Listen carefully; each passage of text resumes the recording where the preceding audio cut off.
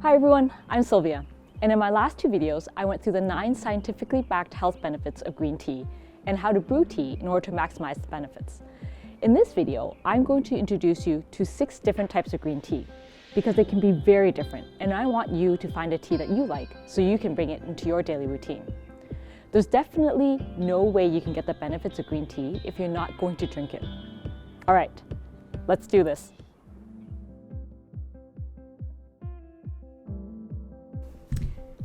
All right, first, let's chat quickly about brewing. Because the recommended water temperature is just shy of boiling at 85 degrees Celsius, you need to either wait for your boiling water to cool down, or do what I do, which is just splash a little bit of cold water into your cup to cool it down. The experts I've also seen recommend swirling some hot water in the cup first to heat it up. I'm a little too lazy to do that, but hey, you might want to try that out. All right, on to the fun part. Let's try out some different teas. So I have 6 different types of teas here today just to highlight how different they can be. Now you're wondering, which one's my fave? Well, I'll tell you at the end. First up is a bit of a more special tea. It's called China Beauty Rings. And you'll just see if I pick one up here, it literally comes in a ring. The new shoots are plucked from the end of March to early April, so right when spring hits, and then the leaves are withered slightly, steamed, and hand rolled. The best leaves are then curled into these beautiful rings. The sticks that the leaves are curled on are called beauty sticks because the favorite consort of a 13th century emperor apparently blessed them with her beauty. So let's try it out, shall we? I've got a cup here brewed already. Ooh, it's a little hot.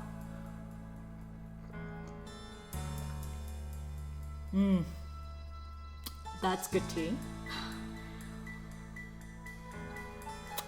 I would describe this as toasty, very comforting. And what you'll see is interesting. The tea leaves have unfurled from their curl, and it's just, it's like a painting inside of my teacup.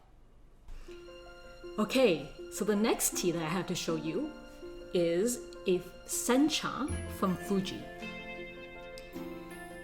So sencha is the most popular tea type in Japan, and it makes up 80% of the tea produced there.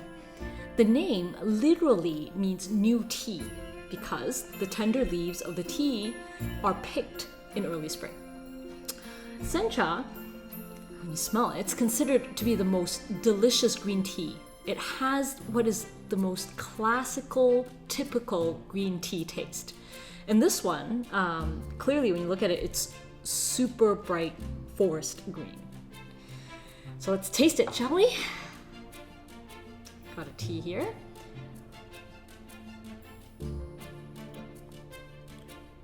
It's hard to describe it, but it's very refreshing, clean, fruity even. Definitely a tea to try if you haven't before. All right, now the next tea that I want to show you is basically a Japanese sencha, just like the one I just showed you, but with fired rice. It's called Japanese Genmaicha Yamasaki. The rice pops like popcorn, so the nickname of the tea is popcorn tea. Now there's a really cool legend about this tea. In the 1400s, there was a servant named Jemamai, I think I'm pronouncing it right, Jemamai, serving tea to a samurai warlord. While serving the tea, the rice that the servant had taken for a snack fell into the hot tea and popped. Now the samurai was incensed. He went and chopped the poor servant's head off. But the samurai went on to drink the tea and loved it so much that he ordered the tea served every morning and named it after the servant. Hence the name Genmaicha. Now it has this toasted, almost buttery, velvety smell to me. So I can't wait to try this one. See the one that I've brewed over here for a few minutes. You can see the rice in there.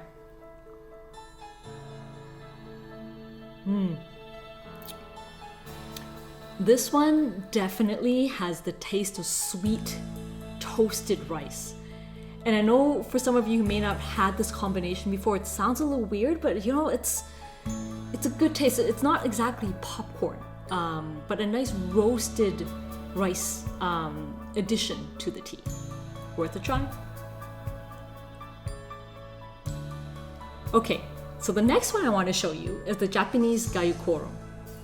During the first 3 weeks of production, they shade the bushes of these tea leaves to force the tea plants to produce more chlorophyll, deepening the flavor of the leaf.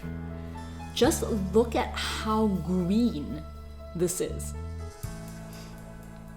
About 2 weeks after the shading has been removed, they pluck the leaves, only taking the leaves that are smaller than 1 inch in size. Anything larger and the tea will lose its fragrance and tenderness. When you smell this, it has a lot of depth. It envelops you. Makes me personally feel like I've stepped into a bakery. All right, let's taste it.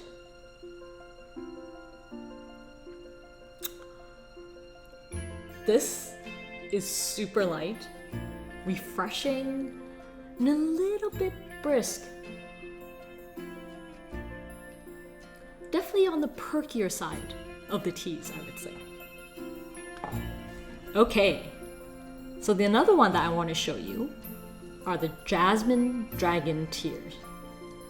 You'll see that these are super unique because they're rolled into these tight balls and they look literally like what you imagine dragon tears could be. Now, these are also made from plucking the tea leaves in the first 3 weeks of the new season. At the same time that that's happening, jasmine flowers are also blooming. It's a different plant, but what they do is take the blossoms of the jasmine and layer it with the tea until the fragrances pass onto the tea leaves. So this smells absolutely divine. It's what you would expect of a jasmine flower, but in a tea. So when you taste it, let me just reach over here to the cup I have. Ugh. Let's try it out. It literally tastes like it smells. It's smooth, it's floral, very, very delicate. Okay, last one. You still with me? This one that I have here is called a Kuki Cha.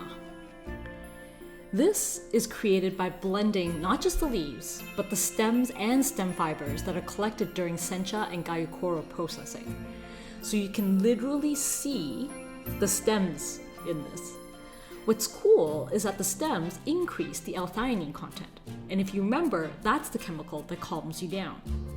The L-theanine also makes a little bit of a sweeter taste. So overall, it's aromatic and it's refreshing. So let's give it a bit of a taste. Now, as you can see, I ran out of my Japanese teacups. And normally I would definitely use a diffuser, but this way you can see how the tea leaves as well as stems look in this tea. And when you try it,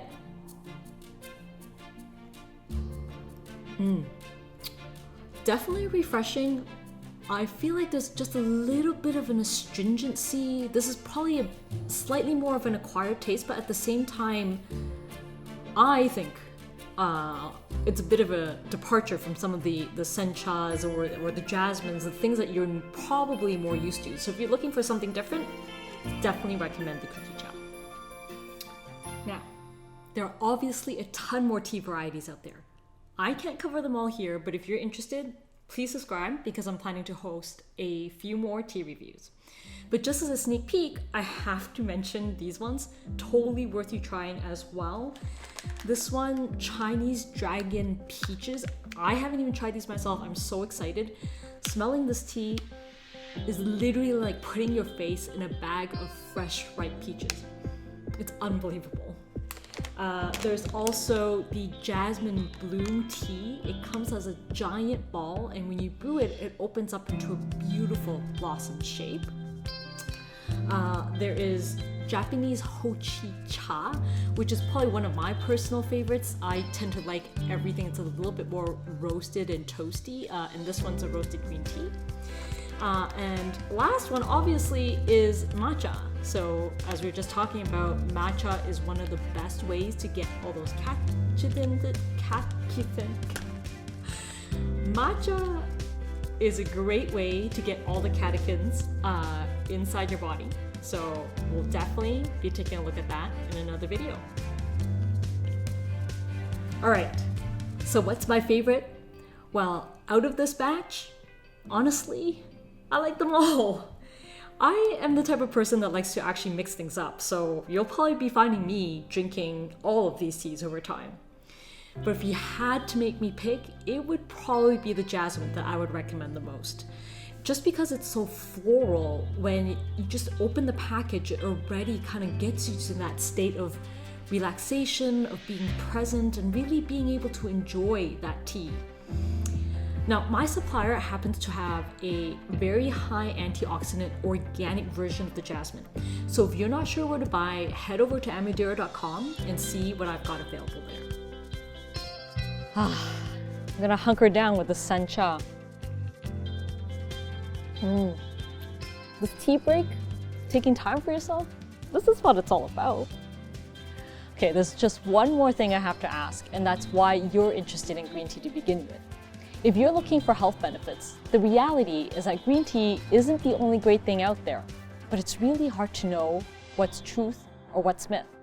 That's honestly why I started this channel. I'm a cancer survivor and I'm a data nerd, so I wanted to publish a lot of the topics that I've been researching about health and wellness. So if you want to learn more about self-care topics like sleep or art therapy, subscribe.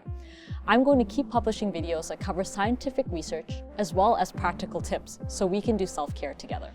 And if you know somebody with cancer and want to show them some love, check out the gift boxes that we're launching soon on amadeira.com. We curate all the items based on the research that you see in our videos. So for example, our Mind Care box here contains high antioxidant green tea, and you're an expert on that subject now. Okay, until next time, take care friends. Cheers.